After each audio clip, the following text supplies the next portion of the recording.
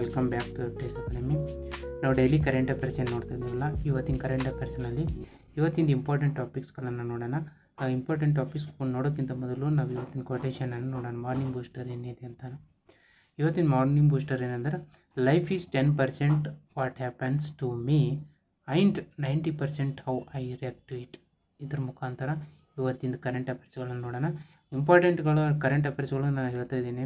Important current affairs Prajavani ಆಗಿರ್ಬೋದು, ಕನ್ನಡಪ್ರಭ ಆಗಿರ್ಬೋದು, state government ಎಕ್ಸಾಮ್ಗೆ ಹೆಲ್ಪ್ ಆಗೋ ಥರ, ಅದೇ ಥರ ಸೆಂಟ್ರಲ್ ಗೌರ್ಮೆಂಟ್ ಹೆಲ್ಪ್ ಆಗೋ ಥರ ನಾನು ಕರೆಂಟ್ ಅಫೇರ್ಸ್ಗಳನ್ನು ನಿಮಗೆ ಕೊಡ್ತಾ ಇರೋದು.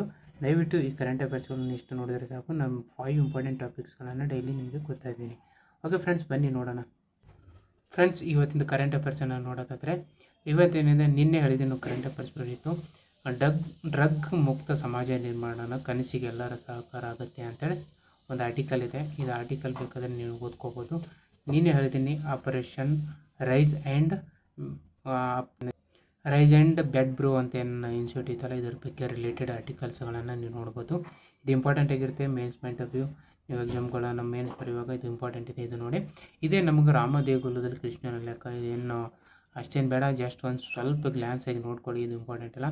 Operation drug and bed bro ಏನಿದೆಯಲ್ಲ ಅದನ್ನು ನೋಡ್ಕೊಳ್ಳಿ. ಓಕೆ ಫ್ರೆಂಡ್ಸ್, ನೆಕ್ಸ್ಟ್ ಬನ್ನಿ ನೋಡೋಣ ಇಂಪಾರ್ಟೆಂಟ್ ಏನೇನಿದೆ. ನಾವು ನ್ಯಾಷನಲ್ ಇಂಪಾರ್ಟೆನ್ಸ್ ಆಗಿ ಕೊಡಬೇಕಂತಂದರೆ, ಇವತ್ತಿಂದ ಏನು ಆರ್ಟಿಕಲ್ ಇದೆಯಲ್ಲ, ಹಿಂದೂ ನ್ಯೂಸ್ ಪೇಪರ್ದು ಆರ್ಟಿಕಲನ್ನು ಓದಿ. ಯಾಕಂದರೆ ಪ್ರಿಲಿಮ್ಸು ಮೇನ್ಸಿಗೆ ಇಂಪಾರ್ಟೆಂಟ್ ಆಗಿರುತ್ತೆ. ದಯವಿಟ್ಟು ಆರ್ಟಿಕಲ್ಸ್ಗಳನ್ನು ನೆಗ್ಲೆಕ್ಟ್ ಮಾಡಬೇಡಿ. ಅಲ್ಲಿ ಎಕ್ಸಾಮ್ಗೆ ಪಾಯಿಂಟ್ ಆಫ್ ವ್ಯೂ ಕ್ವಶನ್ಸ್ಗಳನ್ನು ಫ್ರೇಮ್ ಮಾಡ್ತಾರೆ. Yes and no, government must reject the decision making of gram sabhas. Important topic. ಈ ಟಾಪಿಕ್ಗಳನ್ನು ಮಿಸ್ ಮಾಡೋದೇನೆ ಓದಿ. ಈ ಥರ ಕ್ವಶನ್ಸ್ಗಳು ಕೇಳ್ತಾರೆ, ಅದು important. The unified policy architecture for Indian energy future. ಇದು ಕೂಡ ಮೇನ್ಸ್ ಮತ್ತು prelims point of view important ಇರುತ್ತೆ. ಇದು ಆರ್ಟಿಕಲನ್ನು ನೋಡಿ. ಜಸ್ಟ್ ಬನ್ನಿ ನೋಡೋಣ ಏನೇನು ಇಂಪಾರ್ಟೆಂಟ್ ಇದೆ ಇವತ್ತಿಂದ ಅನ್ನೋದನ್ನು ನಿಮಗೆ ತೋರಿಸ್ತೀನಿ. ಫ್ರೆಂಡ್ಸ್, ಹಾಗೆ KPSC ಅಧ್ಯಕ್ಷರ ವಿರುದ್ಧ ತನಿಖೆಗೆ ಸಚಿವ ಜೋಶಿ ಪತ್ರ ಅಂತಿದೆಯಲ್ಲ, ಇದು ಕೂಡ ಇಂಪಾರ್ಟೆಂಟ್ ಆಗಿರುತ್ತೆ. ನಾವು ಈಗ KPSC ಬಗ್ಗೆ ಸ್ವಲ್ಪ ತಿಳ್ಕೊಳ್ಳೋಣ. ಯಾಕಂದ್ರೆ ತುಂಬ ಟೈಮ್ ನ್ಯೂಸ್ನಲ್ಲಿದೆ. ಇದೊಂದು ಕಾನ್ಸ್ಟಿಟ್ಯೂಷನಲ್ ಬಾಡಿಗೆ ಇರುತ್ತೆ. ಅದರದ ಆರ್ಟಿಕಲ್ ಏನು ವರ್ಕ್ ಮಾಡ್ತಾನೆ ಅನ್ನೋದು ಅದ್ರ ಬಗ್ಗೆಯೂ ಸ್ವಲ್ಪ ತಿಳ್ಕೊಳ್ಳೋಣ.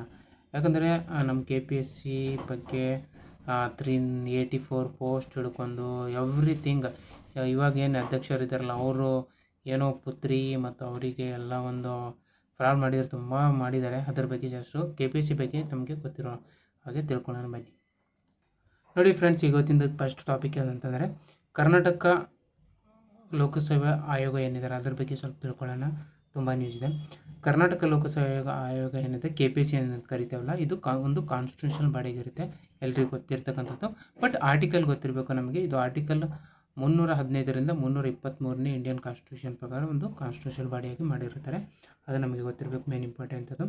ಇದು ನಮ್ಗೆ ಗೊತ್ತಿರ್ಬೋದು, ಸ್ಟೇಟ್ ಸಿವಿಲ್ ಸರ್ವಿಸಸ್ ಎಕ್ಸಾಮಿನೇಷನ್ ಆಗಿರ್ಬೋದು, KS ಆಗಿರ್ಬೋದು, KSನಲ್ಲಿ group B, A, B, C ಪೋಸ್ಟ್ಗಳು, ಎನಿ ಅದರ್ ಎಕ್ಸಾಮ್ಸ್ಗಳನ್ನು, ಸ್ಟೇಟ್ ಗೌರ್ಮೆಂಟ್ ಎಕ್ಸಾಮ್ಸ್ಗಳನ್ನು ಇದನ್ನು ಕಂಡಕ್ಟ್ ಮಾಡುತ್ತೆ. ಚೇರ್ಮನ್ ಆ್ಯಂಡ್ ಮೆಂಬರ್ಸ್ ಇರ್ತಾರೆ. ಅವರಿಗೆಲ್ಲ ಯಾರು ಅಪಾಯಿಂಟ್ ಮಾಡ್ತಾರೆ? Governor of the state appoint ಮಾಡ್ತಾರೆ. ಇದು ನಮಗೆ ನೀವು ಗೊತ್ತಿರಬೇಕು.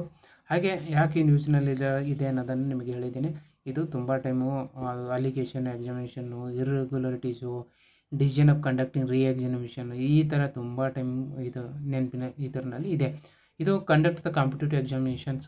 ಅದೇ ಥರ advice state government of recruitment ಬಗ್ಗೆ ಅಡ್ವೈಸ್ ಮಾಡೋದು. ಆಮೇಲೆ ensure merit based selection of transparency ಮಾಡಬೇಕು. ಬಟ್ ಇವಾಗ ಏನಾಗಿದೆ, ಇದು ಟ್ರಾನ್ಸ್ಪರೆನ್ಸಿ ಇಲ್ಲ. ತುಂಬ ನ್ಯೂಸ್ನಲ್ಲಿದೆ. ಇವಾಗ ಫುಲ್ ಕೆಟ್ಟೋಗಿಬಿಟ್ಟಿದೆ KPSC. ತುಂಬ ಕರಪ್ಷನ್ನು ಆ್ಯಂಡ್ ಇದು ಮಾಡಲೇಬೇಕು.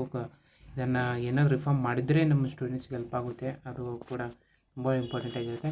Okay friends, next important topic ಇವತ್ತಿಂದ ಏನು ಇದೆ, ನೆಕ್ಸ್ಟು ಗಗನ್ ಸ್ಯಾಟಲೈಟ್ ಸಿಸ್ಟಮ್ ಇದೆಲ್ಲ. ಇದು ಗಗನ್ ಸ್ಯಾಟಲೈಟ್ ಸಿಸ್ಟಮ್ ಏನಿದು, ಇದು GPS ಆ್ಯಡೆಡ್ ಜಿಯೋ ಅಗ್ಮೆಂಟೇಷನ್ ನ್ಯಾವಿಗೇಷನ್ ಆಗಿರುತ್ತೆ. Very important. ಪ್ಲೀಸ್ ನೆನಪಿಟ್ಕೊಳ್ಳಿ. ಬೇಕಾದರೆ ಇದು ಪಿಕ್ಚರನ್ನು ನೋಡಿದ್ರೆ ನೆನಪಾಗುತ್ತೆ ಅಂದರೆ ಪಿಕ್ಚರನ್ನು ನೋಡಿ. ಹಾಗೆ ನೋಡಿ, ಇದ್ರದ್ದು ಏನಂತ ಅಂದರೆ, ಇದು ಯಾಕೆ ನಮಗೆ ಇಂಪಾರ್ಟೆಂಟ್ ಆಗಿರುತ್ತೆ ಅಂದರೆ, ಇದು ಯಾರ್ಯಾರು ಡೆವಲಪ್ ಮಾಡಿರ್ತಾರೆ, ಇದು ನಮಗೆ ಇಸ್ರೋ ಮತ್ತು ಏರ್ಪೋರ್ಟ್ ಅಥಾರಿಟಿ ಆಫ್ ಇಂಡಿಯಾ ಏನಿರುತ್ತಲ್ಲ, ಜಾಯಿಂಟ್ಲಿ ಡೆವಲಪ್ ಮಾಡಿರ್ತಾರೆ ಗಗನ್ ಸ್ಯಾಟಲೈಟ್ ಸಿಸ್ಟಮ್. ಇದು ಸ್ಯಾಟಲೈಟ್ ಬೇಸ್ಡ್ ಅಗ್ಯುಮೆಂಟೇಷನ್ ಸಿಸ್ಟಮ್. ಇದು ವೆರಿ ಇಂಪಾರ್ಟೆಂಟ್ ಪಾಯಿಂಟ್. ಇದ್ರ ಪರ್ಪಸ್ ಏನು, ಇಂಪ್ರೂವ್ ದ GPS ಅಕ್ಯುರೇಸಿಯನ್ನು ಇಂಪ್ರೂವ್ ಮಾಡೋದು. ನಾವೇನು GPS ಗೂಗಲ್ ಮ್ಯಾಪ್ ಅಂತ ಏನು ಯೂಸ್ ಮಾಡ್ತಾರಲ್ಲ ಅದನ್ನು ಇಂಪ್ರೂವ್ ಮಾಡೋದೇ ನಮ್ಮದು ಇಂಡಿಯಾದು ಸ್ವದೇಶಿದು. ಎನ್ಹಾನ್ಸ್ ನ್ಯಾವಿಗೇಷನ್ ಆ್ಯಂಡ್ ಏರ್ಕ್ರಾಫ್ಟ್ ಸೇಫ್ಟಿಗೆ ಇದು ಮಾಡೋದು. ಆಮೇಲೆ ಸಪೋರ್ಟ್ ಡಿಸಾಸ್ಟರ್ ವಾರ್ನಿಂಗ್ಸ್ ಆಗಿರ್ಬೋದು, ಮೆರೈನ್ ನ್ಯಾವಿಗೇಷನ್ ಆಗಿರ್ಬೋದು, used in the Gemini device to provide deep sea fishing ಆಗಿರ್ಬೋದು, ವೆದರ್ ಅಲರ್ಟ್ ಆಗಿರ್ಬೋದು, ಪೊಟೆನ್ಷಿಯಲ್ ಫಿಶಿಂಗ್ ಝೋನ್ ಏನಿರುತ್ತೋ ಅದರದ್ದು ಇನ್ಫಾರ್ಮೇಷನು ಮತ್ತು ಸೈಕ್ಲೋನ್ ವಾರ್ನಿಂಗ್ ಕೂಡ ಇದ್ರ ಮುಖಾಂತರ ನಾವು ನೋಡ್ಬೋದಾಗಿದೆ. ಅದಕ್ಕೆ ಇದು ಗಗನ್ ಸ್ಯಾಟಲೈಟ್ ಸಿಸ್ಟಮನ್ನು ನಾವು ಇವಾಗ ಪ್ರೆಸೆಂಟಾಗಿ ಡೆವಲಪ್ ಮಾಡಿದ್ದಾರೆ. ಇದು ಮೇನ್ ಕೀ ಪಾಯಿಂಟ್ ಫ್ಯಾಕ್ಟ್ ಅಂದರೆ ಗಗನ್ ಪ್ರೊವೈಡ್ಸ್ ಅಕ್ಯುರೇಸಿಯನ್ನು ನಮಗೆ ಪ್ರೊವೈಡ್ ಮಾಡುತ್ತೆ. ಅದು ಇಂಪಾರ್ಟೆಂಟ್. ಸ್ಟ್ಯಾಂಡರ್ಡ್ GPS ಏನಿರುತ್ತೋ ಅದೇ ಥರ ಇದು ಒಂದು ಅಕ್ಯುರೇಸಿಯನ್ನು ಪ್ರೊವೈಡ್ ಮಾಡುತ್ತೆ. ಅದಕ್ಕೆ ಇದು ಇಂಪಾರ್ಟೆಂಟು. ನಮಗೆ ನೆಕ್ಸ್ಟ್ ಇಂಪಾರ್ಟೆಂಟ್ ಅಂದರೆ ಚಂದಕ ವೈಲ್ಡ್ ಲೈಫ್ ಏನು ಇದು ಅಂತ ಅನ್ನೋದು ಗೊತ್ತಿರಬೇಕು. ಇದು ಒಂದು ಚಂದಕ ವೈಲ್ಡ್ ಲೈಫ್ ಸೆಂಚುರಿ ಏನಿದೆ ಒಡಿಸ್ಸಾನಲ್ಲಿ ಬರುತ್ತೆ. ಇದು 1982ರಲ್ಲಿ ಎಸ್ಟಾಬ್ಲಿಷ್ ಮಾಡಿದ್ದಾರೆ. ಇದು ಏನಕ್ಕೆ ಫೇಮಸ್ಸು ಅಂತಂದರೆ ಇಲ್ಲಿ ಏಸಿಯಾಟಿಕ್ ಲೈನು, ಇದು Asiatic elephant, leopard, spotted deer, wild bird, ಆಮೇಲೆ ಪ್ಯಾಂಗ್ಲೋನಿನ್ ಕೂಡ ಇಲ್ಲೇ ನಾವು ನೋಡ್ಬೋದಾಗಿದೆ. ಇದು tropical moist and deciduous forest ಆಗಿರುತ್ತೆ. ಇದು ಇಂಪಾರ್ಟೆಂಟು. ಯಾಕಂತಂದರೆ it was first elephant sanctuary, ಒಡಿಸ್ಸಾದ ಫಸ್ಟ್ ಎಲಿಫೆಂಟ್ ಸೆಂಚುರಿ. ಇದು ಬರ್ಡ್ ಹ್ಯಾಬಿಟೇಟು ರಿಚ್ ಬಯೋಡೈವರ್ಸಿಟಿ ಕೂಡ ಇಲ್ಲಿ ಇದೆ. ಅದಕ್ಕೆ ಇದು ವೈಲ್ಡ್ ಲೈಫ್ ಸೆಂಚುರಿ ನಮಗೆ ಇಂಪಾರ್ಟೆಂಟ್ ಆಗಿರುತ್ತೆ. ನೆನ್ಪಿಟ್ಕೊಳ್ಳಿ, ನಮ್ಗೆ ಎಕ್ಸಾಮ್ ಪಾಯಿಂಟ್ ಆಫ್ ವ್ಯೂ ಏನಂದರೆ ಚಂದಕ ವೈಲ್ಡ್ ಲೈಫ್ ಸೆಂಚುರಿಯಲ್ಲಿ ಬರುತ್ತೆ ಅನ್ನೋದು ನಮ್ಗೆ ಗೊತ್ತಿರಬೇಕು. ನೆಕ್ಸ್ಟ್ ಇಂಪಾರ್ಟೆಂಟ್ ಸ್ಟ್ರಾಬೆರಿ ಅಂತಂದರೆ ಸ್ಟ್ರಾಬೆರಿ ಸೇಪು ಅಥವಾ ಸ್ಟ್ರಾಬೆರಿ ಥರ ಕಲರ್ ಬರುತ್ತೆ, ಅದಕ್ಕೆ ಕರೀತಾರಂತಲ್ಲ. ಇದು ಒಂದು US ಒಂದು ಟ್ರೈಬ್ಸ್ ಇದೆ, ಅಮೆರಿಕದಲ್ಲಿ ನೇಟಿವ್ ಟ್ರೈಬ್ಸ್ ಇದ್ದಾರೆ. ಅವ್ರೇನಾದ್ರು ಸ್ಟ್ರಾಬೆರಿಯನ್ನು ಹಾರ್ವೆಸ್ಟ್ ಮಾಡೋ ಟೈಮಿಗೆ ಈ ಮೂನು ಇಲ್ಯೂಷನ್ ಕಾಣುತ್ತೆ, ದೊಡ್ಡದಾಗಿ ಕಾಣೋದು, ಚೆನ್ನಾಗಿ ಕಾಣುತ್ತೆ. Strawberry moon is the full moon of June in ಇದು USA ಟ್ರೈಬ್ಸ್ ಪೀಪಲ್ ಅಂತ. ಅದಕ್ಕೆ ಇದಕ್ಕೆ ಸ್ಟ್ರಾಬೆರಿ ಅಂತ. ಈ ಪಿಂಕ್ ಕಲರ್ ಕಾಣುತ್ತೆ ಅದಕ್ಕೆ ಸ್ಟ್ರಾಬೆರಿ ಅಂತ ಅಂದಾರಂತ ಅಲ್ಲ.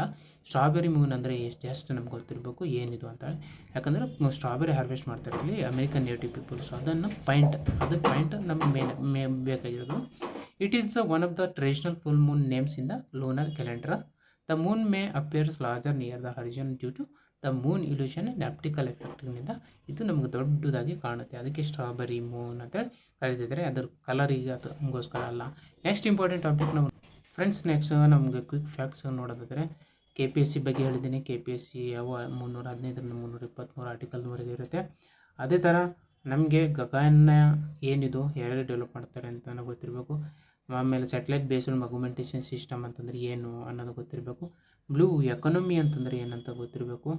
ಆಮೇಲೆ ಮೆರೈನ್ ಸ್ಪೇಷಲ್ ಪ್ಲ್ಯಾನ್ ಅಂದರೆ ನಾವು ಹೇಳಿದ್ದೀನಿ ಏನಂತ.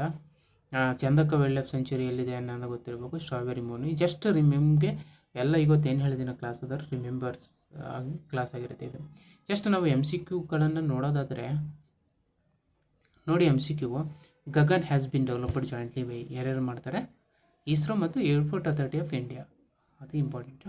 ಸೆಕೆಂಡ್ ನಾವು MCQ ನೋಡೋದಾದರೆ ಇವೆಲ್ಲ ನಿಮಗೆ ರಿಮೆಂಬರ್ಗೋಸ್ಕರ ನಾನು ಸ್ಮಾಲ್ ಈಸಿ MCQಗಳನ್ನು ಫಾರ್ಮ್ ಮಾಡಿದ್ದೀನಿ.